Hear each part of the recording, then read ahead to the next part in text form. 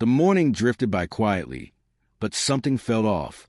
Emily's side of the bed was cold, untouched. Usually, she'd leave a little note, "Good morning" or "See you tonight." But today, there was nothing. The house felt eerily still, like it was holding its breath. I grabbed my phone and tried calling her, thinking maybe she'd rushed out.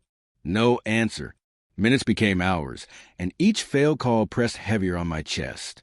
By noon, I couldn't take the silence anymore and rang her office.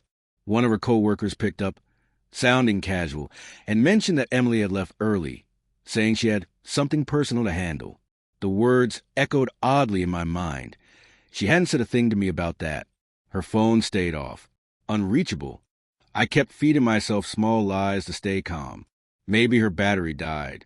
Maybe she needed some time to think. But as the evening crept in, the house felt colder, emptier. I paced from room to room, staring at my silent phone, waiting. Finally, desperation won. I texted her, "Are you okay?" "Please, just reply." Nothing. The screen stayed blank. The only sound was the hum of the quiet house. Then, at exactly 11 p.m., the front door opened. Relief washed over me, but only for a moment. Emily walked in, composed yet distant. Her eyes met mine, and there was a faint smirk, one without warmth. "Where have you been?" I asked, my voice shaking. "I've been calling you all day." She didn't flinch. "You know what?" she said calmly, her tone impossible to read. "What do you mean?" I asked as she brushed past me into the kitchen.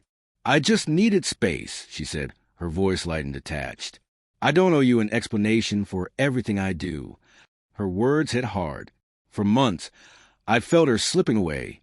Secret calls, late nights, vague excuses. And I had ignored the signs, clinging to trust. Watching her now, so cold and distant, I finally saw what I hadn't wanted to believe. Space to think about. What? I asked quietly. She hesitated before answering. About us. About whether this marriage still means anything. The words hung between us, heavy and suffocating.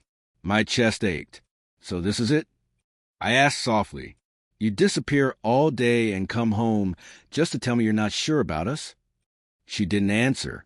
Her fingers tapped the counter, slow, deliberate, like she was waiting for the moment to pass. "Maybe we rushed into this," she murmured finally. "Sometimes I lie awake wondering." I watched her face glow in the light of her phone as she scrolled, a faint smile curving her lips at something unseen. I didn't ask who it was. I couldn't. I was too tired, too drained from holding together something already falling apart. The next morning, I made breakfast like always. The silence between us was suffocating. Emily didn't touch her food. She grabbed her purse and said flatly, "I'm meeting someone. Don't wait up." Her tone was sharp, final, leaving no space for questions. Still, dread and disbelief drove me to follow. I told myself it was only to clear my mind. Keeping my distance, I trailed her car to the park. She stepped out, and there he was, a man waiting by the fountain. They talked, laughed, their hands brushing as if the rest of the world had vanished.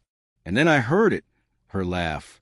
Not the empty, polite one I'd grown used to, but the real one, the laugh that had once made me fall in love.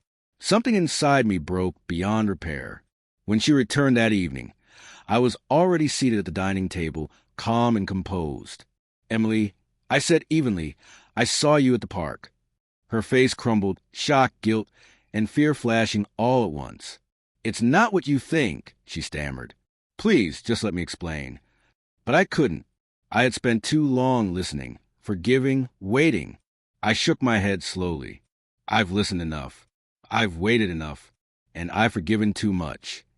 Tears welled in her eyes as she searched for words. I slid an envelope across the table. The divorce papers I had prepared earlier that day. "I'm not angry," I said quietly. "I just want peace." Her hands trembled as she looked down at the papers. "David, don't do this." "We can fix it," she whispered. I looked at her, the woman I had once thought I'd grow old with, and felt only emptiness. "You made your choice," I said softly. "The moment you smiled at him, you stopped being mine."